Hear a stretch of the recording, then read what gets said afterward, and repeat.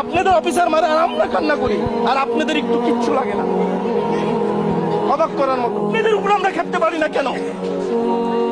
এতটুকু আস্থা আপনাদের উপরে কেন, আর এদের উপরে থাকে না কেন? যখন 56 জন সেনা অফিসার মারা গেছে আপনাদের ক্যান্টনমেন্ট থেকে বাইরে আনলাম, কিন্তু আমরা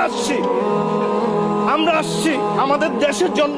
56 জন অফিসার মারা হয়েছে, এখন আপনারা দাঁড়ায় আছেন সেই চাকরির জন্য। চাকরি না করলে কি হবে ভাই, কি হবে? আল্লাহ সুবহানাহু ওয়া তাআলা বলছে মানুষ সৃষ্টি করার 50,000 পূর্বে রিজিক তৈরি করছে। তাহলে আপনারা কিসের রিজিকের জন্য দাঁড়ায় আছেন? কিসের রিজিকের জন্য? কার কাছে? চিন্তা করেন, একটু বিবেককে চিন্তা করেন। যদি মুসলমান হয়ে থাকেন কেউ, তাহলে চিন্তা করেন। আপনি অন্য ধর্মের হলে চিন্তা করার দরকার নাই। চাকরি সবকিছু, টাকাই সবকিছু। আপনাদের অফিসার মারে আর আমরা কান্না করি, আর আপনাদের একটু কিচ্ছু লাগে না। অবাক করার মতো। কিন্তু আপনাদের উপর আমরা খেপতে পারতেছি না। কি জন্য পারতেছি না জানি না।